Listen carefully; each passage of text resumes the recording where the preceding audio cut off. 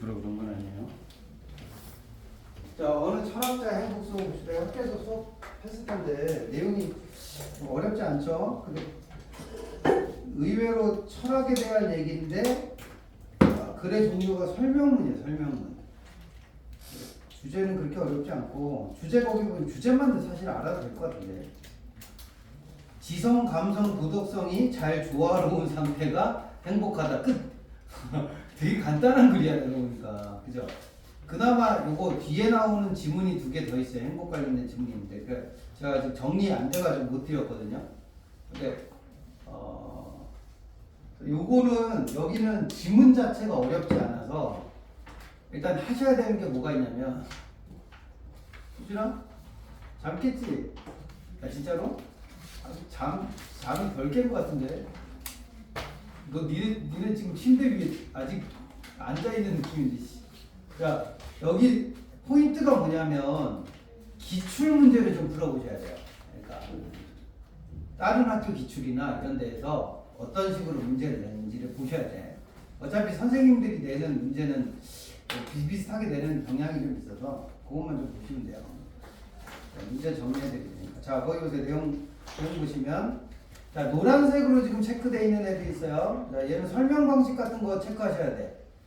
자, 철학에서 오래전부터 행복에 대한 논의를 계속해왔고 수많은 철학자가 나름의 대단한데 그 중 철학자 미리 생각하는 행복이란 무엇일까? 이렇게 돼 있죠. 그죠? 그러니까 화제를 던진 거지. 그치? 그러니까 오늘의 글의 화제는 뭐야? 미리 생각하는 행복이 뭐냐 이거죠. 이걸 무슨 방식이라고 그래? 지가 물어보고 지가 답한다. 그래서 자문자답식 구성을 갖는다. 그래서 스스로 물어보고 스스로 답을 내는다. 목적은 뭐예요? 독자의 관심을 좀 끌어보려고 한다. 이런 걸 알고 계시죠, 그죠? 근데 밀은 공리주의자예요. 자, 공리주의자가 어떤 사람이 공리주의자래요? 그래? 최대 다수의 최대 행복을 추구하죠. 그러니까 이 인간의 이익과 행복을 증진하는 데 사상을 가진 사람을 말하고 행복이란 기쁨을 주는 거고 고통이 없는 상태라고. 그러니까 얘네가 생각하는 행복은 뭐야? 좋은 일은 많고 고통이 없어야 돼. 얘는 고통이 없어야 된다. 이렇게 보는 입장이에요. 그렇죠? 그렇게 생각했다 이렇게 보시면 될 것 같고 여기도 참고적으로 보면 여기 누가 한 말인 거야? 미리 한 말을 정리해 놓은 거죠. 전달한 거니까 이런 걸 뭐라 그래? 인용법이라고 하지. 인용. 그 오른쪽 2번 보시면 뭐라고 돼 있어? 미리 생각하는 행복의 정의를 권위자의 견해를 중심으로 전개하고 있다 이렇게 보시면 돼요. 그래서 이걸 인용이라고 보시면 돼요. 인용. 권위자의 말을 인용하는 것도 인용이라고 보시면 됩니다. 그렇죠? 자, 그렇다면 무엇이 기쁨이고 어떤 상대가 불행일까? 자, 벤담이 나왔어. 벤담은 뭐 하는 용도야? 네, 이렇게 나오면 무슨 구조라고? 대비 구조라고 그랬죠. 그죠? 미를 설명할 건데 누굴 끌어들였어? 벤담을 끌어들인 구조가 되잖아요. 그쵸? 그럼 대조가 되겠죠. 대조. 벤담도 공통점 뭐야? 그치? 공리주의자가 공통점이야. 그럼 벤담도 뭐라고 생각해? 최대 다수의 최대 행복. 뭐가 없는 게 좋아? 고통이 없는 게 좋겠어. 이렇게 생각을 하겠지. 그치? 그러니까 공통점인 거죠. 다만 좀 차이가 있겠죠. 같은 공리주의자인데 차이가 있으니까 내려왔겠지. 똑같으면 내려왔겠니? 차이가 뭐야? 벤담이 중요시하는 건 뭐야? 물질적 쾌락을 중요시한대. 그쵸? 물질적 만족을 기쁨의 원천으로 생각하며 물질적 만족감을 높이는 것이 가장 좋은 거고 행복한 거라고 생각을 한대. 어려운 얘기 없다. 그죠? 그러나 그랬으니까 그러나 자 밀은 뭘 중요시해? 물질적 만족이 행복에 기여하는 가장 중요한 가치는 아니라고 생각해. 자, 이 말을 잘 봐야 돼. 물질적 만족이 행복에 기여한다는 거야, 안 한다는 거야? 저런 고개를 이렇게 젓는 애들이 있어. 아니야. 공차를 뭐라고 그랬잖아. 공통점 뭐야? 둘 다 공리주의자지. 그럼 둘 다 공통적으로 인정하는 게 뭘까? 물질도 행복에 도움이 된다. 그래서 이런 거 잘 이해하셔야 돼. 된다. 그러나 뭐가 다르다? 물질만으로는 부족하다고 보는 게 미래 관점이겠죠. 그죠? 그럼 물질은 뭐 할 때만 필요하대? 2번에 봐봐. 본질적 가치의 달성에 도움이 될 때만 의미를 가진다 이렇게 봤어. 자, 둘은 뭐가 다른 거야? 벤담은 물질만 있으면 완전 행복할 수 있다. 이렇게 보는 거고, 얘는 물질은 한정적으로 행복을 가져다 준다 이렇게 보는 거야. 그 한정이 언제야? 우리가 추구하는 본질적 가치가 달성될 때만 물질이 의미가 있다는 거야. 자, 무슨 말이냐? 자, 어떤 사람이 돈이 엄청나게 많아. 근데 그 돈으로 나쁜 짓을 엄청나게 많이 해. 그죠? 그러면 걔는 엄청 행복하겠지. 어디 가려고? 집에 가는 줄 알았어. 야, 아, 왜? 다리 아파요. 앉으세요. 이제 잠 안 자겠지 뭐. 금방 끝날 것 같아요. 노가다는 진짜로 시간이 많이 걸릴까 싶어요. 이거 봐봐. 그러면 자, 돈이 많은 애야. 돈이 많은 애가 지 돈을 가지고 지는 행복하게 막 써. 그럼 이게 좋다고 보는 거야? 벤담은 좋다고 보는 거야. 그지? 근데 밀은 좋게 보지 않는 거야. 자, 어떤 애가 돈이 엄청 많아. 근데 돈을 막 써. 해외여행도 다니고 막 써. 근데 밀은 뭐라고 얘기해? 저것은 행복이 아니야. 라고 말한다는 거야. 왜? 본질적 가치의 달성을 이루고 있는지가 확인이 안 되기 때문이야. 이해돼? 자, 그러면 미리 생각하기에 얘가 행복하다고 생각하려면 일단 뭐가 있어야 돼? 조건이 4개가 걸려있어요. 4개 걸려있어. 그대로 첫 번째 조건은 뭐여야 돼? 자, 행복의 조건은 첫 번째는, 그러니까 여긴 글이 되게 쉬운 거야. 그러니까 물질도 뭐 할 때만 좋다고? 근본적인, 그죠? 근본적인 가치를 달성할 수 있을 때 물질은 좋은 거야. 그럼 근본적인 가치가 뭔데? 첫 번째는 거기에 나와 있어요. 여기도 문답법 썼죠? 이 양반 뭐 문답법을 왜 이렇게 좋아해? 조건은 뭐예요? 첫 번째는 자기 자신에 대한 뭐가 있어야 돼? 존경심이 있어야 돼. 다른 말로 하면 뭐니? 자긍심이 있어야 돼. 이 말로 자긍심. 자긍심. 그럼 자긍심은 뭔데? 3번에 가봐. 자긍심을 다른 말로 뭐라고 얘기했니? 3번 전에 내가 체크한 거 보이지? 내면 세계가 뭐 해야 돼? 성장해야 돼. 그럼 내면 세계가 성장하는 게 뭔데? 자, 우리가 예를 들어서 돈은 많은데 애 같은 사람이 있을 수 있죠. 막. 그지? 돈은 많은데 뭐 지 슈퍼카 사가지고 막 자랑이나 하고. 그 이름이 뭐더라? 도끼 같은 애 있잖아. 도끼 같은 애. 어떤 특정인을 비하하려는 건 아니에요. 개인적으로 이제 막 연예인들이 돈을 많이 벌면 슈퍼카를 막 여러 대를 사더라고. 맞죠? 그러니까 자기가 차를 좋아해서 그렇게 하는 건 좋은데 뭔가 남들한테 막 자랑하려고 사는 듯한 거는 저는 좀 좋게 보지는 않거든요. 저는 제가 보기에는 무슨 허세야. 차는 한 대만 있으면 되지. 아마 걔네보다 더 잘 사는 사람이 유재석일걸? 유재석은 차가 딱 한 대밖에 없습니다. 물론 포르쉐이긴 한데 솔직히 유재석이 버는 거에 비하면 3억짜리 포르쉐는 일반인한테는 1000만원짜리가 안 되는 거예요. 1000만원이 뭐야? 뭐 100만원짜리밖에 안 돼. 걔 버는 거에 비하면.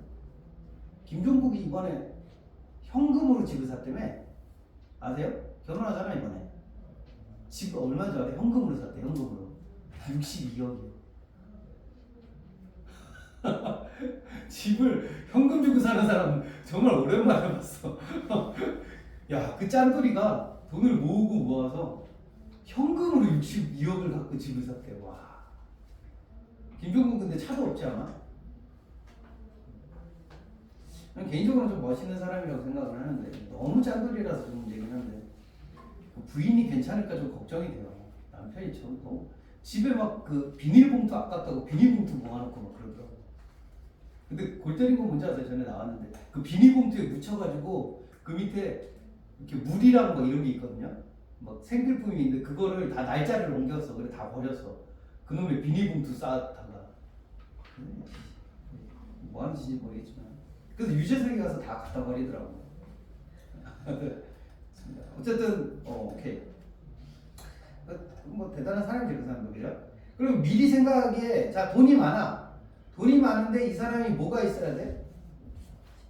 돈은 많은데 내면 세계가 성장해야 돼. 그게 무슨 말이야? 일단은 자기가 자립적인 능력이 있어야 되는 사람인 거야.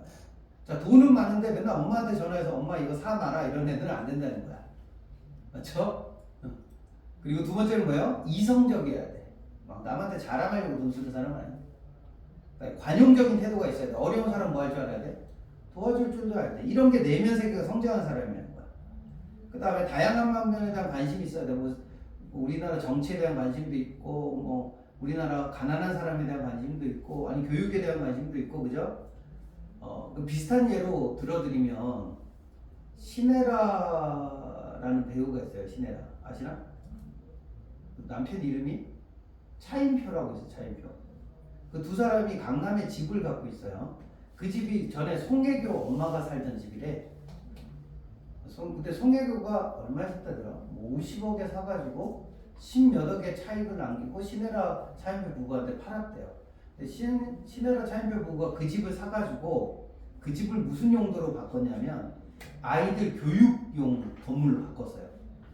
그러니까 학원 차린 게 아니고 그 주변에 있는 어렵게 사는 애들이나 교육이 필요한 애들을 데려다가 그 공간에서 교육을 받을 수 있는 공간으로 바꿨어요. 지금 얼마짜리인 줄 알아요? 그동안에 부동산 가격도 많이 오르겠지만 이 건물이 되게 뭔가 핫한 건물이 된 거야. 사람들 사이에서 입소문에 오르내리고 이 사람들이 되게 이 부부가 좋은 일을 많이 하는 사람이야. 이 사람들은 자기 자식보다 입양한 애들이 더 많아요. 걔네를 위한 교육 공간을 만들면서 주변 애들을 위한 교육 공간을 같이 만든 거야. 그러니까 자기 재산을 갖고 남한테 뭐 한 거야? 베풀고 살고 있거든. 400 몇십억 정도 된대요. 지금 가치가. 송혜교 엄마가 혼자 쓸 때는 끼케야 몇 년 동안 10몇억 올랐는데 이 건물을 좋은 용도로 쓰니까 이게 지금 400 몇십억 정도 한대요. 걔네가 인수할 때가 70억 정도 인수했다는데 왜 그렇게 써요? 이게 그냥 건물이 있다고 해서 그게 무조건 다 가치를 갖고 오는 게 아닌 거예요. 혹시 그거랑 비슷한 케이스가 션이라고 아세요? 션? 그 맨날 달리는 아저씨 하나 있는데 알아 몰라? 션 몰라 션? 션은 몰라요? 션이 그 매일 달리기 하는 예전에 이제 그 힙합 하시던 가수인데 자기 친구가 암으로 죽었어요. 근데 그 친구 죽을 때 약속을 해가지고 내가 암 환자를 위한 센터 병동을 짓겠다 라고 약속을 하고 10년 동안 그 모금 활동을 하셔가지고 몇 년 전인가 만들었대요. 100억짜리. 그러니까 돈 없는 사람, 암 환자인데 돈이 없는 사람이 이런 사람들을 위한 거의 무료로 치료해주는 병원 센터 같은 걸 만들어서 그리고 기부를 받아서 운영하는데 이 사람이 그거 홍보하기 위해서 맨날 달려. 조깅하는 거 맨날 찍어가지고 올리고. 그래서 거기에 영향을 받은 연예인들이 많이 참여를 해요. 그 모금 활동이라는데. 그래서 거기서 모인 수익금은 전에 뭘로 써? 이 암병동 운영하거나 이런 데 쓴다는 거야. 자 생각해봐. 자기가 100억을 갖고 있으면서 자기 여행 다니고 자기 먹을 거 먹고 뭐 슈퍼카 하나 사고 이런 데 다 써버리는 사람하고 그 100억을 기금을 모아가지고 암 병동을 짓거나 교육센터를 지어서 다른 사람을 위해서 활용하는 사람하고 누가 봐도 누가 가치가 더 높은 사람이야? 그럼 뻔한 거잖아. 그죠? 그러니까 미리 얘기하는 그런 거예요. 이런 사람들이 어떤 사람들이야? 도끼 같은 인간보다는 미안해. 그러니까 어떤 특정인이 깔려는 게 아니야. 그냥 내가 아는 애가 하나밖에 없어서. 도끼 같은 사람보다는 자기 거 사가. 도끼 근데 요새 뭐 문제 있지 않니? 사고 몇 개 쳤던 것 같은데 어쨌든. 그럼 그런 사람들보다는 어때? 차인표나 션 같은 사람들이 훨씬 더 인격적으로 훌륭한 사람이라는 거예요. 같은 돈을 갖고 있지만. 이해되시나요? 그래 밀은 이런 측면. 타인에 대한 자발적인 관심과 동정심을 갖는 사람들이 그럼 누가 더 행복하겠냐 이렇게 물어보면 밀은 후자 쪽의 사람들이 더 행복할 거다. 왜? 그 돈을 자기만 쓰는 게 아니고 남들을 위해서 좋은 일에 좋은 가치가 있는 곳에 쓰고 있는 사람들이니까 그렇다. 이렇게 본다는 거야. 미래 관점. 이해됐지? 이런 식으로 문제가 나와요. 진짜로. 제가 예를 들어드린 거지만 조금 제가 연예인들 데려와서 예를 들었지만 실제로 시험 문제가 이런 형태가 나옵니다. 그래서 그게 좀 어려워 사실은. 이게 어디에 가깝냐? 이게 미래 관점에 가깝냐? 아니면 벤담의 관점에 가깝냐? 뭐 이런 것들이 조금 헷갈릴 수 있다. 이 정도로 보시면 될 거고. 그 다음 보세요. 자, 이런 모든 조건을 관통하고 있는 미래 행복 개념은 뭘까? 자, 행복이란 타고난 능력을 최대한 발휘할 수 있는 상태. 이거 이해돼요? 그러니까 제가 연예인을 예로 들어드렸지만 어떤 연예인이 연예 활동을 해서 돈을 벌었어. 돈 번 것까지는 똑같죠.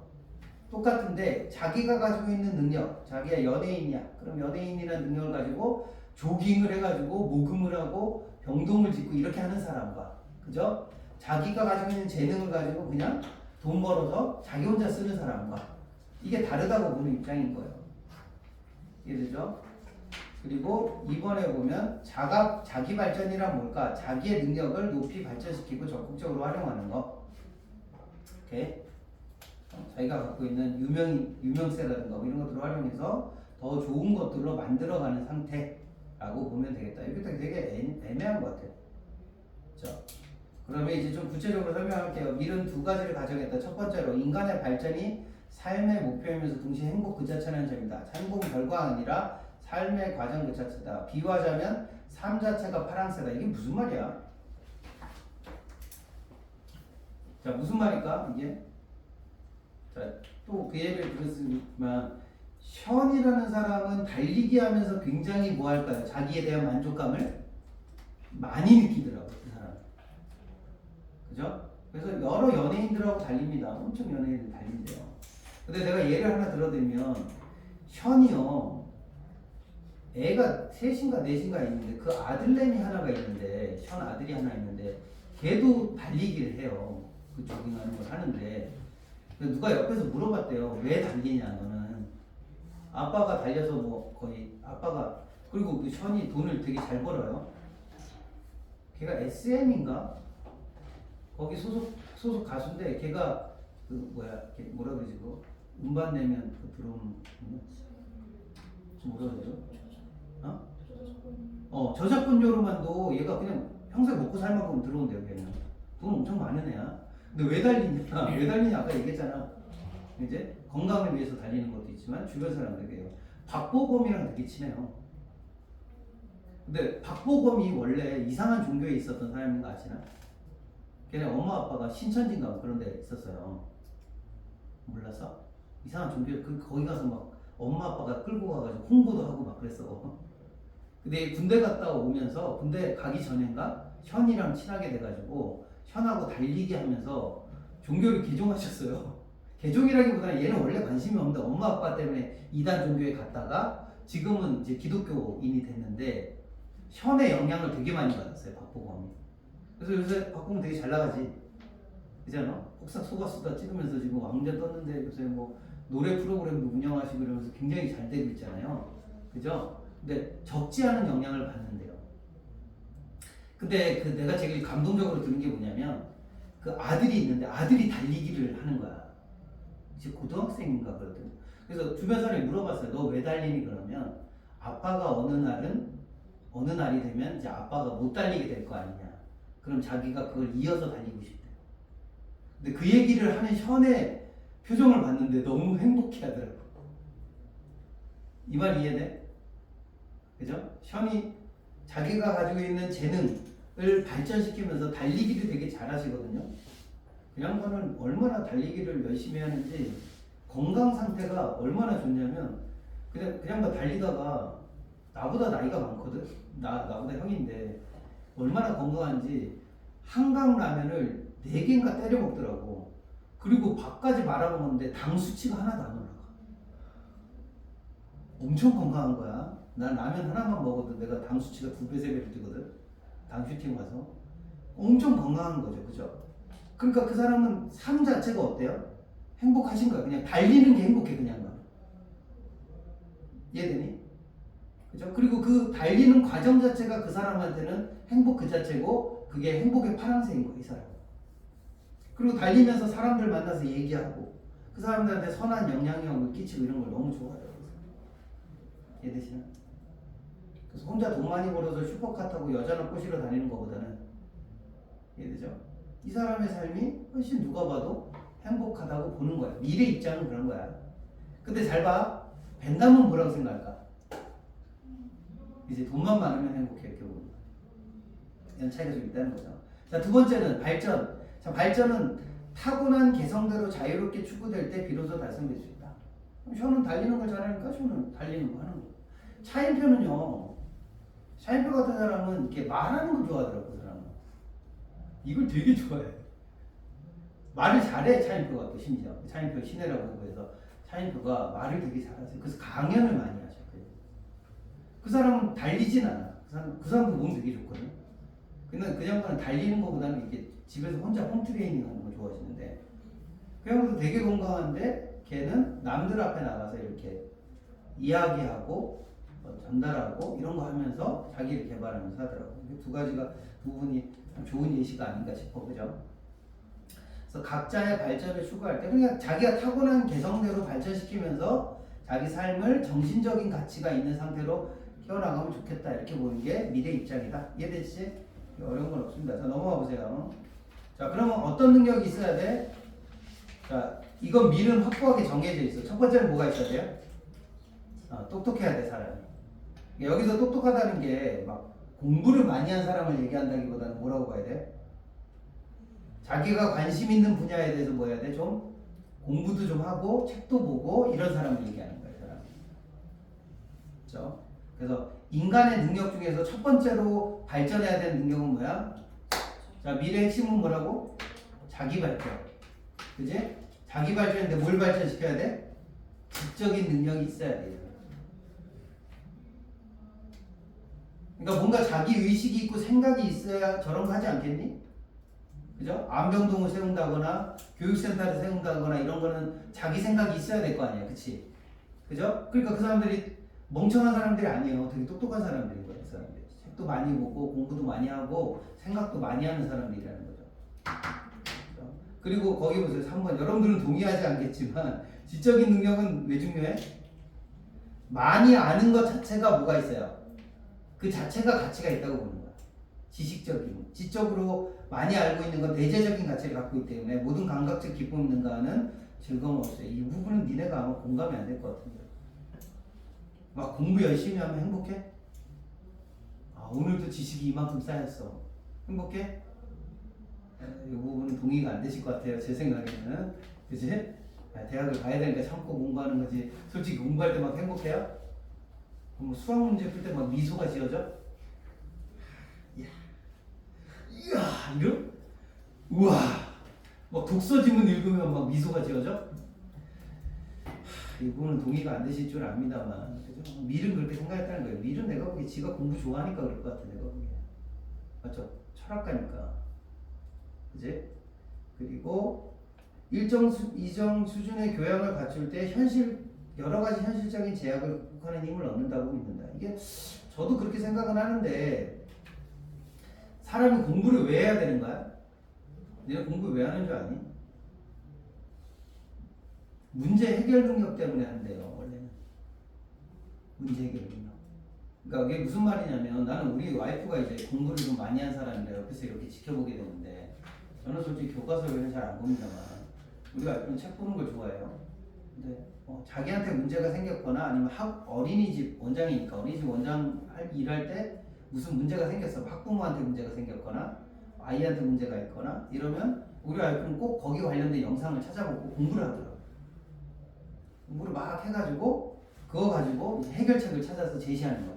그 엄마랑 상담하고 제시를 하더라고. 그죠? 그쪽 분야를 오래 공부한 사람이니까 엄마한테 어떻게 얘기해야 이 상황이 좀 좋아질 거고, 그러니까 애들 중에도 꼬마 아이야 3살, 4살밖에 안 되는 애들도 문제가 많아. 니네도 문제가 많지만 3살, 4살짜리 꼬마 애들도 얼마나 문제가 많은지 몰라. 근데 그거 해결하려니까 진짜 골머리가 아픈 거죠. 그죠? 근데 그거를 어쨌든 주어진 상황 안에서 해결할 때 우리 와이프는 항상 뭘 찾는가 이렇게 봤더니 책을 보더라고. 책을 보고 영상을 보면서 관련 영상을 찾아보고 해서 연구자료나 이런 것들을 봐서 해결책을 좀 제시를 하는 편입니다. 근데 그게 의외로 효과가 좋더라고요. 그러니까 지적인 능력은 뭐 할 때 가장 중요해? 문제를 해결할 때 가장 중요하더라 이런 얘기를 하고 싶은 거야. 이게 없으면 안 됩니다. 그래서 니네 그거 공부를 왜 해야 되냐 물어보면 내가 생각하기엔 그거야. 공부를 안 한 사람하고 공부를 한 사람이 가장 결정적인 차이는 언제인 줄 알아? 중요한 결정을 내려야 돼. 중요한 결정을 내려야 돼. 예를 들어서 어떤 남자가 두 명 있어. 근데 한 남자는 겉도 멀쩡하고 잘생겼어. 키도 크고. 속은 어떤지 잘 모르겠어. 예를 들어서, 그지? 그리고 지금 보면 너 멋있어 보여. 근데 어떤 남자는 외모는 그냥 그런데, 뭔가 이 사람이 나중에 뭔가를 잘할 것 같아. 그럼 어느 쪽을 선택해야 되냐 이런 고민들이 생길 수 있잖아요. 그죠? 이해돼? 그럴 때 그런 거를 해결하는 방법을 찾아낼 수 있어야 되거든요. 기준이 있어야 되거든, 그치요? 그지? 근데 우리 아내를 자꾸 예를 들어서 우리 아내는 이제 어떤 남자의 어떤 기준이 좀 있더라고. 첫 번째 기준이 뭐냐면 나를 선택한 기준이기도 할 텐데 대학은 나와야 돼 이런 게 있어요. 근데 대학을 나와야 돼가 그 대학을 나와야 된다라는 게 이 사람이 학벌이 좋다 이 개념이 아니고 이 사람이 대학을 간 거 보니까 최소한 뭐야? 기본적인 성실성과 기본적인 머리는 있는 사람이야가 검증되는 기준인 거야. 근데 실제로 살아보면 대학을 나온 사람하고 대학을 안 나온 사람, 특히 대학도 조금 이름 있는 대학을 나왔느냐 이런 차이가 확실히 나와요. 사람이 살아보면. 제가 어떤 학벌에 대해서 얘기하는 게 아니에요. 어떤 대학을 나와야 좋다 나쁘다 얘기하는 게 아니라 일정 수준 이상의 대학을 가려면 그만큼 성실하고 노력을 많이 해야 되고 그 사람이 공부도 많이 했어야 돼요. 그게 검증의 첫 번째 단계가 된다. 그게 뭐보다 중요하다는 거야? 외모보다 중요하다는 거야. 그래서 날 선택한 거야. 내 외모를 보면 결혼을 안 했을 거야. 이 얼굴이 무슨 볼 게 있다고 결혼했겠냐, 그죠?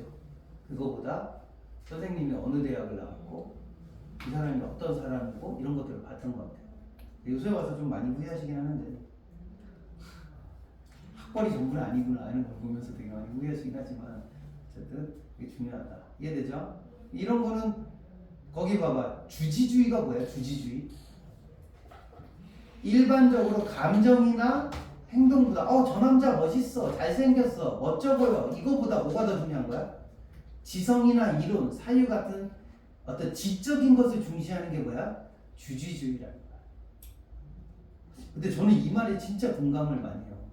근데 개인사를 자꾸 얘기해서 좀 그런데 우리 와이프의 여자 형제가 하나 있거든요. 저한테 처제라고 불리는 여자가 하나 있는데 그 양반은 딱 감정으로 골라. 허우대 멀쩡하고 잘생겨 보이고 멋져 보이는 애를 골라. 우리 와이프는 되게 지적으로 골랐어. 그러니까 이 남자가 어떨까 고민해보고 고른 거. 결론을 얘기하면 누가 더 행복할 것 같아요? 우리 와이프야. 나는 확신하지. 진짜로.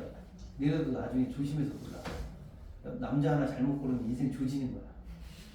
진짜라니까. 이 사람 웃을 일이 아니야. 남자 하나 잘못 만나면 인생 조진다니까요. 그러니까 오케이? 저는 미래의 말에 100% 공감합니다. 진짜로 살아보니까 그래. 사람은 뭔가 선택할 때 되게 주지주의가 있어야 돼. 무슨 말이냐면 끌리는 대로 결혼하는 게 아니고 생각을 좀 해보고 고민을 좀 해보고 이게 맞나? 한참 고민해보고 결혼하는 게 맞지 않나 내 생각에. 그게 행복과도 연결이 된다고 보는 거야. 이해돼? 자, 그 다음 봐봐. 하지만 밀은 지식뿐만 아니라 그럼 지식만 있으면 돼요? AI에 우리가? 안 되죠. 감성적 능력도 있어야 된다. 이제 그래서 뭐 너무 뭐 주지주의만 하자는 건 아니고, 그지? 감성적인 것도 좀 있어야 된다. 그렇죠? 무슨 말이냐면, 자 예를 들어서 조건이 맞아서 결혼을 했어. 선생님하고 선생님 아내하고 결혼을 했어. 그래서 뭐 이 남자가 돈도 잘 벌고 다 해. 근데 문제는 뭘까? 예를 들어 이런 거야. 내가 어제 글을 하나 읽었는데, 이거 필기하느라고 이 얘기 잘 들어. 얘네 삼성의 이사급이라는 사람 아세요? 임원급? 연봉 한 10억 넘어가는 사람들?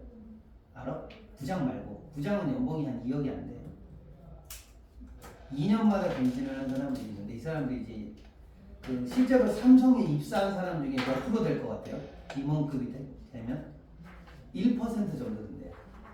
전체 삼성에 들어온 사람 중에 1%만 임원이 된대. 근데 이 사람들의 삶을 봤더니 어떻게 사는 줄 알아? 아침 새벽 6시에 집에서 나간대. 집에 회사에서 나올 때가 몇인 줄 알아? 밤 10시에 회사에서 나온대. 그러니까 이 사람들은 이 사람 자체가 삼성이야. 집에는 그냥 잠만 자러 가는 거야. 생각해봐. 10시에 가면 집에 가면 몇 시겠어요? 11시, 뭐 19, 뭐 이러면 12시, 그지? 그리고 자면 4시나 5시, 그리고 이 사람들은 신기한 게 새벽에 운동도 안 돼. 새벽 4시에 헬스장 가서 운동한대. 그리고 샤워하고 출근한대. 그럼 집에 몇 시간 있는 거야? 4시간 있는 거야, 4시간. 4시간에서 5시간 집에 있대. 그 가족은 얼굴도 안 본대. 그리고 주말에는 뭐 하고 있을 것 같아, 이 아빠는? 소파에서 자고 있대. 피곤하니까. 얼마나 힘들겠니? 하루 4시간씩 자고 일하는데. 피곤할 거 아니야. 그러니까 집에서 맨날 잔대. 애들은 아빠 얼굴을 본 적이 별로 없어. 아빠랑 놀러 간 적도 거의 없고. 엄마 혼자 키워. 와이프랑 관계가 좋을까 안 좋을까? 안 좋죠. 그래서 이 사람들이 이제 어느 날 회사에서 이제 잘린대. 그죠? 그럼 한 60대 가까이 됐을 거 아니야? 임원까지 하고 잘려. 그러면 돈을 엄청 벌었을 거야. 맞죠? 왜냐면 연봉이 10억이니까 5년만 일해도 50억이야. 그 전에도 일을 했을 거 아니야. 그치? 그러니까 이 사람들이 돈은 많아. 문제는 뭐야? 은퇴하는 순간부터 인간관계가 다 끊어진다. 회사 사람들 아무도 연락 안 하고. 진짜로. 그렇게 나한테 전화해대던 인간들이 내가 임원이니까 나한테 계속 전화하던 사람 다 끊어진대. 자, 그럼 남은 인간관계가 뭐지? 가족이죠? 근데 그것도 이미 끊어져 있대. 그래서 은퇴하면 자기 혼자 있대. 이게 맞아요? 그러니까 이 지적으로 생각해봐. 아빠가 돈 많이 벌어다 좀 좋아야 한다요. 좋죠? 그래. 아빠가 삼성 임원이면 좋아 안 좋아? 좋죠. 나는 모든 교육적 혜택과 나한테 좋을 것 많아. 근데 뭐가 없어? 감성이 없어요. 나는 아빠랑 얘기를 해본 적이 없어. 그렇게 되는 거예요. 근데 어느 날 갑자기 아빠가 얘기 좀 할까 이러면 얼마나 불편하겠니? 그래 안 그래? 갑자기 어느 날 60 먹은 아빠가 하나 생긴 거잖아. 평생 안 놀아주던 아빠가 하나 생겼으니 얼마나 불편합니까? 이해돼요? 이게 감성 부분인 것 같아. 내가 보니까. 그죠? 주지주의만 있다고 행복한가? 그렇진 않은 것 같아. 그죠? 사람 사이에는 대화가 있어야 되고 감성이 필요한 것 같다. 세 번째는 뭐야? 미리 생각하는 인간의 도덕적 성숙이 필요하다. 이건 이미 설명이 된 것 같아. 앞에 100억을 똑같이 벌더라도, 그죠? 내가 얘기한 세 가지 케이스 있지? 미안하다, 도끼야. 저 도끼 같은 애 하나. 그지? 차인표나 션 같은 사람. 그리고 마지막으로 뭐야? 삼성의 임원으로 살아온 사람. 이 세 가지 케이스에서 저는 분명히 어떤 도덕적인 성숙을 이룬 사람이 행복하지 않냐라는 얘기를 할 수 있는 거죠. 이해됐죠? 그래서 거기 보면 2번에 보세요. 밀은 도덕적 발전의 지표로 이기심을 억제하고 자기를 위해서 돈 쓰는 게 아니고 타인을 위해서, 어려운 사람을 위해서 복지에 관심을 기울 것을 요청한다. 이것을 뭐라 불렀어요? 밀은 사회성이라고 불렀어요. 나만 생각하지 않고. 그럼 세 가지가 있어야 돼. 이해되지? 첫 번째 뭐가 있어야 돼? 지적 능력이 있어야 돼. 두 번째 뭐가 있어야 돼? 감성 능력이 있어야 돼. 세 번째 뭐 있어야 돼? 도덕적인 능력도 좀 있어야겠어. 그러면 별 내용은 없습니다. 그죠? 이처럼 밀은 지성, 감성, 도덕성의 세 가지 차원을 종합적으로 이 세 가지가 다 있어야 돼. 이 말이야. 그죠? 세 가지가 다 있는 사람의 대표적인 예로 제가 그런 연예인들 우리가 좀 볼 때도 이 사람들은 굉장히 훌륭하다고 평가되는 연예인들을 예로 들어드린 겁니다. 이럴 때 행복한 거예요. 그렇죠? 내용 어렵지 않죠? 이제 문제를 풀어보셔야 될 것 같아요. 그 다음 얘기 하나 봅시다. 요거는 그나마 좀 읽기가 좀 편할 것 같아요. 아까 봤던 거는 철학 지문이고 철학에 대한 설명문이죠. 철학의 관점에 대한 설명. 두 번째는 미세먼지에 대한 설명입니다. 얘도 설명문이죠. 그죠? 자, 특징에 보면 미세먼지의 발생 과정을 무엇에 따라서, 이거 되게 중요합니다. 이따 설명을 드릴 건데 인과관계에 따라서 설명을 해놨어요. 그리고 이런 글들은 반드시 뭐가 필요해? 자료가 들어오죠. 그래서 그래프나 사진이나 같은 시각 자료가 좀 들어와 있는데 저는 여기는 뺐어요. 여기는 안 넣어놨어. 여기는 안 넣어놨는데 제가 뭐 크게 어려운 표는 아니라서 그냥 간단하게 설명드릴게요. 야, 이거 그냥 색칠한 거야. 뭐 그렇게 따라서 칠해요. 별것도 없는데. 이거 빈칸이나 열심히 해. 자, 그 다음에 다른 나라 사례도 좀 들어있어요. 연구 결과도 좀 들어있고 이런 것들은 다 뭘 위한 거니? 한마디로 뭘 위한 거? 그래프, 사진, 공신력 있는 연구 결과, 다른 나라의 사례는 다 뭘 위한 거야? 딱 두 가지죠. 신뢰도와 이해도 때문에 쓰는 거예요. 이해되지? 그게 어려운 얘기는 아닌 것 같고. 자, 여기 글 봅시다. 이 글은 조금 더 복잡해서 제가 읽으면서 볼게요. 언제부턴가 미세먼지가 많은 사람이 가지고 요 진하게 써놓은 건 다 이제 뭘 거야? 각 단락에 중심 문장일 거야. 이해되죠? 진하게 써진 건 다 그렇습니다. 제가 미리 표시해놨어요. 언제부턴가 미세먼지가 많은 사람이 관심을 갖고 있대. 근데 미세먼지가 관심을 갖는 이유가 뭐야? 디귿해봐봐. 야, 이것도 무슨 법이니? 문답법이에요. 왜 기를 기울이게 되었을까? 미세먼지 관련 뉴스가 보도된 횟수를 살펴봤더니 언제가 최고봉이에요? 2000년 초반까지만 해도 몇 건이 안 돼? 2만 건이 안 되는데 2014년 기점으로 폭발적으로 늘어서 4만 건, 2016년에 몇만 건, 6만 건 이런 걸 뭐라 그래? 구체적 수치라 그러고 무슨 효과 있지? 신뢰성 효과가 있어요. 이건 아시죠? 그럼 왜 이때부터 갑자기 는 거야? 응? 이런 객관적인 지표는 신뢰성을 보여주죠. 그럼 왜 갑자기 늘었을까? 자, 중요한 게 이거야. 밑에 봐봐. 기억 보세요. 실제로 우리나라의 미세먼지 농도가 계속 증가하기 때문에 관심이 높아진 걸까? 그게 아니었습니다. 근데 여기 좀 어폐가 말에 좀 약간 장난 같은 게 있는데 미세먼지가 종류가 몇 종류야? 두 종류가 있어. PM10이 있고 뭐가 있어? PM2.5가 있어요. 그러면 PM10 이상을 그냥 우리가 먼지라 그러는 거고 PM2.5라고 뭐라 그래? 초미세먼지라고 그러는 거죠. 그죠? 이제 니네 생각해봐. 미세먼지 농도가 증가했다라는 건 미세먼지가 종류가 두 종류란 말이잖아. 그래 안 그래? 그럼 먼지의 농도는 줄어도 초미세먼지의 농도가 뭐 할 수 있어요? 늘 수도 있어요. 근데 평균치니까 어떻게 되는 거야? 네, 농도가 떨어지는 걸로 보일 수도 있어요. 이 글은 그 얘기하고 싶은 거야. 이미 결론을 말씀드릴게. 결론은 뭐가 올라가고 있는 거야? 초미세먼지 농도가 상승하는 게 문제인 거야. 이 얘기를 하고 싶은 글이야. 이 글. 조심해야 될 거는 미세먼지라는 말에는 뭐가 포함되어 있다? 초미세먼지가 포함되어 있다는 게 중요한 거예요. 여기는. 이해됐어요? 자, 거기 보세요. 미세먼지 농도가 증가했기 때문에 관심이 높아진 거가 미세먼지 농도는 어떻게 됐니? 지난 20년간, 근데 이것도 참 정확한 자료는 아니지만 이게 벌써 글이 써진 지가 꽤 오래된 거예요. 알고 계시나요? 이게 기준이 아마 2016년인가 7년 기준으로 만들어진 교재라서 교과서라서 한 10년 전 얘기야. 이것도 내가 보니까 이거 안 맞아 사실 자료가. 그래서 학교에서 자료를 추가할 수도 있어요. 나중에 시험 볼 때 낼 때. 최근에 또 늘 수도 있잖아, 그렇지? 근데 최근 어쨌든 20년간 2016년을 기점으로 해서 16년 정도니까 2006년부터 16년 이 정도 사이에 아니야, 1996년부터 2016년 사이에는 먼지 농도가 미세먼지 농도가 계속 떨어졌어요. 이유가 뭐야? 디귿에 보니까 환경부에서 줄이기 위해서 농약을 많이 했대요. 옛날에 그런 것도 있어. 한강에다가 무슨 기계를 띄워가지고 미세먼지를 막 빨아들인 다음에 그 강에서 정화를 시켜가지고 뭐 하는 뭐 그런 기술도 막 나오고 막 그랬습니다. 물론 그거 없어졌는데 지금은 뭐 많이 쓰냐면 그 아시나 모르겠는데 도심 중간중간에 보면 미세먼지를 이렇게 빨아들이는 기계들이 좀 설치돼 있어요. 먼지 빨아들이고 이런 것도 하고 있습니다. 어쨌든 노력을 많이 하고 있어요. 우리가 몰라서 그렇지. 그래서 여기 리을에 나와 있는 시각 자료가 뭘 것 같아? 지난 20년간 미세먼지 농도가 어떻게 됐다? 줄어들고 있는 그래프가 하나 나와요. 제가 일부러 안 실어놨습니다. 그럼 보시면 아는 거니까. 근데 문제는 밑에 봐봐. 이제 여기서부터 문제죠. 미세먼지는 PM-10이고 PM-2.5로 나눠져 있다. 문제는 초미세먼지에 대한 얘기를 하는 거겠죠. 자, 넘어가 봅시다. 여기는.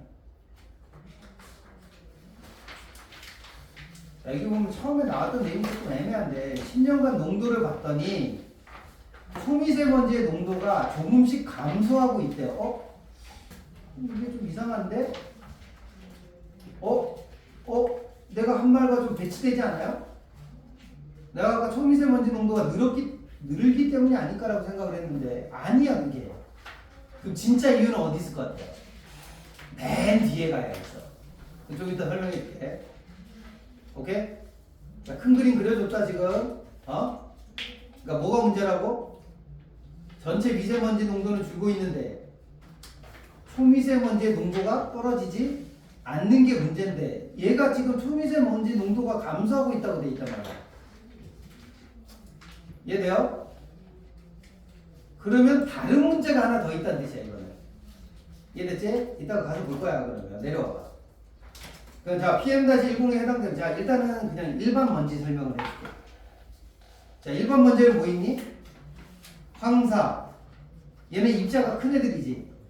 해염 입자가 뭐야? 해염 입자가 파도에서 이렇게 칠 때 부서져나가는 조그만 알갱이 같은 것도 먼지가 있나 봐. 그게 해염 입자. 그 다음에 꽃가루도 먼지 중에 하나래요. 미세먼지야 걔도. 이런 애들은 무슨 미세먼지야?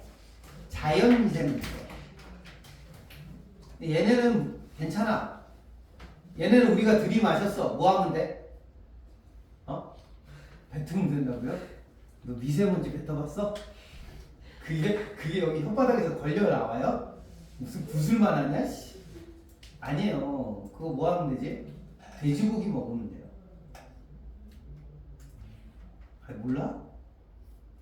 중국의 사막에 사는 애들은 하루 종일 먼지를 많이 먹어요. 그래서 뭐 먹지? 기름기가 많은 음식을 먹습니다. 기름기가 목이나 이런 데 쌓여있는 애들을 다 배출을 시켜줘요. 그래서 걔네가 돼지고기 요리가 많은 거야. 중국 애들이. 얘들이. 그래서 니네도 삼겹살을 많이 드시면 됩니다.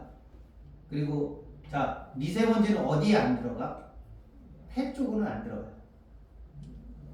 그죠? 근데 초미세먼지는 문제가 뭐지? 폐로 들어가요. 그리고 안 빠져나와요. 폐에서. 여기 쌓여요. 이런 게 문제인 거죠. 자연미세먼지는 문제가 없습니다. 그냥 뭐 돼지고기 먹는 거 해결되는 거. 그 다음 미세먼지의 예로는 또 뭐가 있어요? 버스나 트럭에서 나오는 검댕이, 그지? 차 뒤에 막 시꺼먼 꺼름 나오죠. 그것도 초미세먼지 아니야. 그것도 역시 뭐야? 그냥 미세먼지. 요것도 뭘로 뭐 하면 돼? 조금 기분은 들었겠지만 니네 아마 저기 밖에 나갔다가 들어오면 이렇게 황사가 진한 날에 이렇게 코 풀면 뭐가 나와? 노란색 코가 나올 거야. 근데 내가 예를 들어서 오늘 막 버스 많이 다니는데 그 길거리 많이 돌아다녀서 도심지에 그럼 코 풀면 무슨 색이 나와? 검은색 나와. 표정이 왜 그래? 더러워? 그렇다니까 오늘 황사가 심한 날은 노란색 코, 그죠? 콧물에 노란색이 묻어나오고 조금 이제 오늘 버스 같은 그러니까 교통수단이 많은데 갔다 오면 여기 뭐가 검은색 약간 이게 있어요. 묻어나오는데 검댕이라는 애가 있다. 검댕이. 그렇죠? 자, 근데 검댕이가 문제가 아니에요. 거기 밑에 봐봐. 검댕이 외에도 대기 중에 쌓여있다가 산성비를 내리게 하는 뭐가 있어요? 황산, 황산암모늄, 해양 유기물, 화학종이 다른 초미세 먼지가 있다 이렇게 돼 있습니다. 얘네가 문제인 거죠, 그죠? 넘어갑니다. 자, 자연 미세먼지는 문제가 될까 안 될까? 별로 안 됩니다. 이런 예를 들어서 뭐 자동차 딱 지나가면 먼지 확 나죠. 이런 건 비산먼지라 그러고 황사도 사실은 바람 때문에 발생되는 먼지죠. 이런 것들은 크게 문제가 안 되고 초미세먼지는 조금 문제가 됩니다. 그러니까 발생 과정이 달라요. 그러니까 비산먼지는 뭐 때문에 생기는 거야? 바람 때문에 생기는 거예요. 그냥 바람 불어서 먼지가 날리는 게 비산먼지야. 근데 얘네는 입자 자체가 어때요? 굉장히 크다고. 그러니까 이런 건 건강에 문제가 일으키지는 않아요. 많이 마시면 목이 좀 답답할 수 있어도 건강에 문제가 안 생기는데 자 차이를 봐봐. 초미세먼지는 좀 달라요. 생성 원리가 달라. 얘는 어떻게 생겨? 바람에 의해서 생기는 게 아니고 무슨 현상 때문에? 응결 현상으로 생겨요. 응결 현상으로. 그치? 예를 들어 봅시다. 여기 보면 대표적인 게 뭐가 있니? 초미세먼지를 생성하는 대표적인 물질이 이산화황, 질소화합물, 암모니아, 유기기체 네 가지가 있습니다. 이산화황이라고 화력발전소 같은 데서 전기 만들 때 발생하는 아주 미세한 황성분이 있습니다. 걔네가 달라붙으면 어떻게 돼? 즉 응결이 되면 어떻게 돼? 황산이나 황산염이라는 미세먼지가 생깁니다. 그죠? 그 다음에 자동차에서 배출되는 제가 타고 다니는 차처럼 이런 데서 나오는 질소 화합물인데 이게 뭉치면 뭐가 돼? 질산염이에요. 요건 검댕이하고 다른 거야. 검댕이는 사이즈가 큰 거고 얘는 엄청 작은 애들은 걔네들이 이렇게 뭉쳐요. 뭉쳐도 엄청 작은 거야. 얘네들이 질산염이라는 거 생긴다. 그 다음에 소나 돼지, 인간에게서 나오는 암모니아에서 만들어지는 암모늄이라는 것도 있죠. 그리고 마지막으로 나무에서 자연적으로 발생. 자, 조심하셔야 돼. 미세먼지는 다 화학적으로 생기는 거야? 아니야. 인간한테서 나오거나 소한테서 나오거나 아니면 나무한테서 나오는 자연적으로 생기는 뭐도 있다는 거야? 초미세먼지도 있다는 거야. 이해되지? 초미세먼지 중에 요 나무에서 나온 게 있는데 유기기체라는 게 있대요. 나무가 지가 산소를 뱉기도 하지만 이산화탄소를 집어먹고 거기서 이렇게 뱉어내는 것 중에 유기기체가 있습니다. 유기기체가 달라붙은 유기탄소라는 게 생긴대. 요 네 개가 초미세먼지의 대표적인 네 가지. 그럼 초미세먼지는 종류가 두 종류인 거죠. 화학적으로 발생하는 화학적 초미세먼지가 있고 또 하나 뭐야? 자연적으로 발생하는 자연적 초미세먼지가 있겠다 이렇게 볼 수가 있는 거야. 이해되지? 자, 넘어갑니다. 자, 그렇다면 초미세먼지로 대표되는 미세먼지로 대표되는 우리나라 대기 오염지수는 얼마나 될까? 우리나라는 20 마이크로그램 퍼 미터보다 조금 높대요. 사계절 평균이. 놀라지 마. 중국은 얼마래? 중국은 심한 날은 1000 정도 된대요. 1000. 우리나라 21대. 우리나라 미세먼지 심하다 그러잖아. 그래봤자 100을 안 넘습니다. 근데 중국은 1000이래요. 깜짝 놀라서 화성인 줄 알아서 화성. 북경은요 미세먼지 심한 날은 앞에가 안 보입니다. 아예 뿌여가지고 빨간색으로 뿌였습니다. 공기가. 안 봤죠 그 사진? 와 깜짝 놀라서 화성 같아 화성 진짜. 이 지구가 맞나 싶을 정도로 심합니다. 어쨌든 근데 우리나라도 어디보다 높아요? 세계보건기구 WHO에서 공부하는 기준이 10인데 우리나라 20 평균이 20이 넘으니까 우리나라는 그렇고 여기 지금 나왔습니다. 우리나라의 미세먼지 농도는 20년은 지속적으로 뭐했다? 감소했다니까. 미세먼지 농도가 늘고 있는 게 아니야. 감소하고 있다니까. 그죠? 그죠? 다만 문제는 거기 봐봐. 디귿에 보세요. 미세먼지 농도가 2012년 최저점을 찍은 후 조금씩 증가하고 있는 게 문제래요. 진짜 문제는 여기에 있다. 전체적으로 감소하는 추세긴 한데 2012년 좀 감소한다고 그러면 안 되는 거 아니야? 지속적으로 감소하긴 했는데 12년을 최저점으로 찍고 조금씩 증가했대요. 뭐. 그죠? 이게 추세는 떨어지는데 지금 12년부터 조금씩 올랐다는 거야. 이게 문제예요. 이게 왜 올랐냐가 중요한 거야. 왜 올랐냐? 거기까지 아직 안 되었나? 왜 올라갔어? 미세먼지 자체가 늘고 있어서 그런 게 아니래요. 다른 이유가 있어서 지금 증가하고 있는 거거든. 이게 문제다 이렇게 보는 거야. 이해되죠? 자, 그 다음 내려가봐. 자, 갑자기 뭐에 설명하냐면 풍속이 빠르면 자, 미세먼지 농도가 증가하고 있는 이유가 뭐냐면 풍속이 빠르면 오염물질이 되게 잘 섞인대요. 그러면 어떻게 돼요? 이게 공기랑 막 섞이면 오염물질의 농도가 점점 낮아져요. 왜? 오염물질이 있는데 거기다 다른 걸 막 때려 박으니까 그지? 산소나 이런 것들을 막 집어넣어주면 농도가 떨어져서 괜찮대요. 2012년 이후 늘어난 이유는 풍속과 관련이 있다는 겁니다. 그래서 여기 핵심은 풍속이에요. 풍속. 그래서 아까 이 글이 뭘 설명한다고 했지? 여기 니은 봐봐. 풍속이 빠르면 미세먼지 농도가 어떻게 된다? 낮아지고요. 풍속이 느리면 어떻게 돼? 미세먼지 농도가 올라가게 됩니다. 자, 이 말은 무슨 말이야? 자, 잘 봐. 이거 정리 좀 할게. 봐봐. 미세먼지 자체가 늘고 있는 거야? 아니에요. 그건 평균적으로 줄고 있다니까. 미세먼지 자체 양이 늘고 있는 게 아니고 미세먼지의 농도가 증가하고 있다고. 12년부터. 그럼 왜 농도가 증가했을까? 미세먼지가 늘지 않았는데. 미세먼지가 나왔는데 그게 뭐가 안 되는 거야? 청소가 잘 안 되는 거예요. 근데 그 청소하는 거의 핵심은 누구니? 바람이에요. 근데 서울의 바람이 이제 잘 안 부는 거야. 이유는 뭘까요? 물론 우리가 그렇게 생각할 수 있습니다. 그것도 근본적인 원인이긴 한데 더 근본적인 원인이 하나 있습니다. 그 밑에 내려가 보면 나와요. 고기압이에요. 고기압. 근데 이거 보고 보니까 정말 약간 깜짝 놀라. 올해 유독 여름이 길죠. 여름이 긴 정도가 아니고 밤에 너무 덥지 않아요?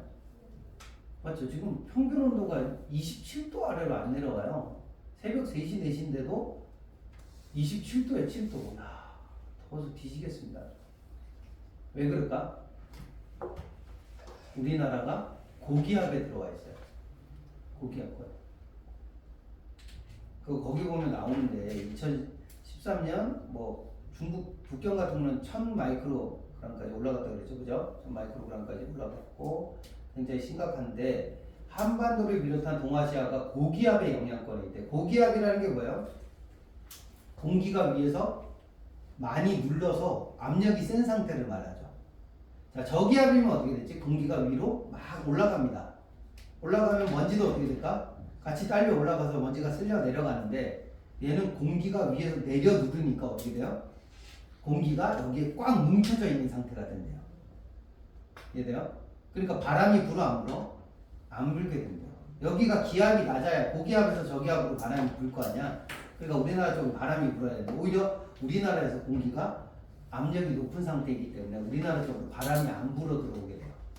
이게 문제인 거죠. 그죠? 그래서 거기 보면 겨울철 우리나라 고기압 영향권일 때 북쪽에서 오는 바람이 상대적으로 적게 돼요. 옛날에 선생님 어릴 때 생각만 해도 겨울에 바람이 엄청나게 불었었는데 요새는 바람이 많이 불지 않습니다. 그러니까 겨울 같은 때는 더구나 바람이 안 부니까 어떻게 돼? 미세먼지 농도가 올라가게 됩니다. 미세먼지 자체가 는 게 아니고 발생된 미세먼지가 우리나라에서 밖으로 빠져나가지를 않게 돼요. 근데 미세먼지는 또 계속 생길 거 아니야? 아까 자동차에서도 나오고 암모니아에서도 나오고 계속 나오잖아. 그치? 나무에서도 나오고 그러잖아. 자연적으로도 그다음에 인공적으로도 많이 발생이 되는데 그게 빠져나가질 않는 거야. 그래서 쌓이고 있다 이렇게 보시면 돼요. 이게 심각한 상황이다. 이해됐죠? 그럼 해결책은 뭐예요? 우리나라를 저기압으로 만들어요? 쉽지 않은 것 같은데. 그지? 어떻게 해야 되냐 이거. 해결책이 없는 거 아니야 이러면? 그지? 우리나라 고기압 상태에 있는 걸 어떻게 우리가 바꿀 수, 기압을 바꿀 수 있나? 그래서 할 수 있는 게 이거죠. 지구 온난화를 좀 해결해야 된다 이렇게 돼요. 두 번째가 지구 온난화. 지구 온난화가 뭐가 문제냐면, 자, 여름에 날씨가 계속 더운 상태가 오래 지속이 되면 나무들이 지가 너무 더우니까 자기 몸에 있던 유기기체를 밖으로 뿜어내요. 자기 몸 안에 품고 있던 유기기체를 밖으로 뿜어냅니다. 지가 덥다고.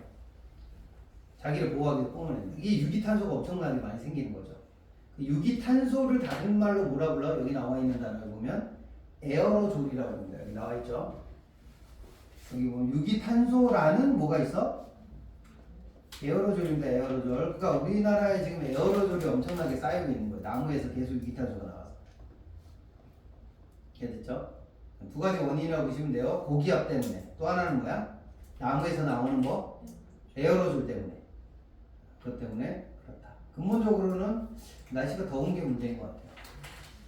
지구 온난화의 영향으로 날씨가 온난화를 해결해야 되는데 지금 온난화 해결이 잘 안 되겠죠. 여기 보시면 유비출이라고 해서 유추법 하나 쓰였어요. 사람도 체온이 일정하게 올라가면 뭐 하려고 한다? 자기 체온을 유지하기 위해서 뭘 뿜어내지 우리는? 몸에서 땀을 빼내죠. 그 땀과 비슷한 게 뭐야? 체온 유지를 위해서 땀을 밖으로 배출하는 거와 마찬가지로 나무는 뭘 뿜어내? 유기기체를 뿜는 거죠. 그래서 그 땀을 흘리는 게 무엇과 비슷하다? 나무가 유기기체를 뿜는 거와 유사하다. 그래서 이걸 유비법, 유추법이라고 하죠. 유추법. 이해됐죠? 네, 이렇게 쓰시면 돼요. 됐죠. 그 다음에 뭐 요거는 그냥 잡다한 얘기입니다. 거꾸로 미세먼지가 기후에 영향을 잘 봐. 지금까지는 뭐에 대한 얘기야? 바람이 안 불어요. 지구의 온난화가 심해요. 온도가 오르니까 온도와 뭐에 의해서? 바람의 흐름에 의해서, 그죠? 유속에 의해서 뭐가 올라가는 거야? 미세먼지 농도가 올라가는 거죠. 그러면 기후가 어디에 영향을 미치는 거야? 미세먼지에 영향을 미치는 거야. 근데 그 반대 경우가 뭐야? 미세먼지가 어디에 영향을 미쳐? 기후에 영향을 주는 경우도 있다. 근데 이건 뭐 화산 폭발이니까 별로 중요하지 않습니다. 자, 화산이 폭발하면 반대래요. 야, 이거 그러면 우리나라 지금 미세먼지 농도를 떨구려면 온도를 낮춰야 되니까 그러면 화산 폭발이 일어나면 해결이 되겠네. 라는 결론은 아니겠죠. 우리나라는 화산도. 자, 화산이 터지면 어떻게 돼요? 위에 미세먼지 농도층이 이렇게 형성이 됩니다. 이렇게. 그럼 햇빛을 반사한대요. 그럼 상의 온도가 어떻게 돼? 떨어져요. 온도가 뚝뚝 떨어져. 그제? 햇빛을 반사해버리기 때문에 떨어집니다. 이런 거는 그냥 이거. 이건 왜 썼는지 모르겠어요. 저는 이거. 이게 미세먼지랑 뭔 상관이야? 쓸데없는 얘기를 했네. 그럼 그냥 알고만 계시면 되겠다. 자, 그리고 마지막으로 그러면 이게 문제가 많으니까 지금 과학자들이 연구하는 건 뭐예요? 인공위성 쏘아 올려가지고 지금 미세먼지가 어디에 많이 있고, 그지? 어떻게 분포가 돼 있고, 여기는 얼마나 덥고, 여기는 기압이 어떻게 되고 이런 걸 연구하고 있대요. 그래서 이 문제를 해결해 보려고 하나 봐. 잘 안 되고 있답니다. 다만 이렇게 하면 어떻게 돼? 전 세계적인 기후의 흐름이나 이걸 잘 관측해서 자, 앞으로 대책을 세워보려고 하는 거겠죠. 근데 대책이 있나 이게? 대책이 없잖아. 그래서 요새 얘기하는 게 뭐예요? 화력발전소 없애고, 이제 전기차로 가는 거죠. 전기차. 자동차도 선생님 차처럼 휘발유나 그 가솔린 같은 거 태워서 가는 차 말고 전기차로 바꾸자 이렇게 돼 있는데, 전기차는 전기차대로 문제가 많아서 해결이 잘 안 되고 있습니다. 그래서 공기를 좀 깨끗하게 해보려고 하는데 잘 되진 않는 것 같아요. 날씨나 좀 시원해졌습니다. 근데 아까 얘기했잖아요. 교과서는 할 게 별로 없다니까. 금방금방 끝나요. 금방금방 끝나고 숙제는 제가 문자 보내드릴 테니까 제때 좀 하세요. 이제 시험기간 들어왔으니까. 알았지? 그리고 하나 문제가 있어요. 잠깐 얘기할 게 있다. 참. 학교 반별로 지금 수업이 좀 다른 느낌인데, 내 느낌에는 맞죠? 그리고 선생님들이 얘기한 것도 좀 다르다. 아까 지난번에 얘기한 것처럼 고3 지문을 낸다고 들은 사람, 수능 지문을 내겠다고 했다고? 너밖에 없는데? 외국 지문 얘기할 때밖에 그러니까 이거는 제가 보기에 저도 지금 기준이 없는데, 왜냐면 올해는 어떨지 모르겠어요. 작년 같은 경우나 재작년 같은 경우는 교과서는 거의 안 내긴 했거든요. 교과서 한 지문 정도 내고 막 이랬는데, 올해는 지금 교과서가 벌써 몇 개야? 하나, 둘, 셋, 네 개. 의미 따지면 소단은 2개 들어간 거죠. 행복 관련된 거, 아직 거기 했나? 학교에서 꾹빼시? 겁나 쉽지 않냐? 그런 질문을 왜 시험 범위에다 집어넣는지 전혀 이해는 안 되는 거예요. 꾹빼시도 쉽죠? 그 뒤에 지문이 뭐였더라? 하나 더 있는데. 그것도 되게 쉽던데. 뭐라고? 지나? 혼자만 말해요. 그래서 어쨌든 거기도 쉬워요, 사실은. 그래서 교과서는 크게 할 건 없을 것 같은데. 교과서는 근데 앞에서부터 지금 보니까 딱 순차적으로 나가요. 나가면서 하나씩 끼워넣으면서 나가는 거니까 교과서는 그냥 가면서 하나씩 처리하면 될 것 같은데, 외부 지문이 문제가 되지 않을까 싶어요, 내 생각에는. EBS도 뭐 그렇게 어려운 것 같아요. 그럼 학교에서 고위권로 나가겠다는 얘기 들은 사람, 아무런 얘기를 못 들었니? 외국에서 한다고 했는데 정확히 수업을 해주겠다는 거야? 정확히 뭘 한다고 얘기는 이거 없죠. 근데 나오는 거 봐서 해야 될 것 같긴 해요. 그리고 확실한 건 내 생각에는 이번에 9월 모의고사 보면 걔는 집어넣겠지. 언제인지 아세요? 시험 보는 거? 가방만 챙기지 말고. 언제인지 아세요? 3일날 시험 봐요.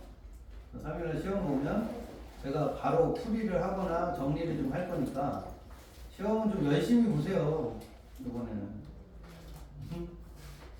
그 독서를 지금 나가던 지문에서 지금 얼마 정도 했냐? 하나 끝난 거죠? 챕터 5개 있는데, 물론 5개이긴 한데 양이 좀 다르긴 해서 여기 시즌1에 위크1 하나 끝난 거야. 위크1. 위크1도 다 안 끝난 사람도 있을 것 같긴 한데, 그죠? 위크1이 근데 거의 절반이야. 절반까지는 아니구나. 3분의 1 정도 이상 한 거야. 제 생각에는 여러분들 괜찮으시면 이게 아직은 할 게 많지 않거든요. 지금 교과서 파트 자체가. 교과서 다 끝나시면 제가 교과서 진행하면서 여기 인문 파트까지는 좀 풀어보시는 게 좀 도움이 될 것 같아요. 내신 시험 보는 데 있어서.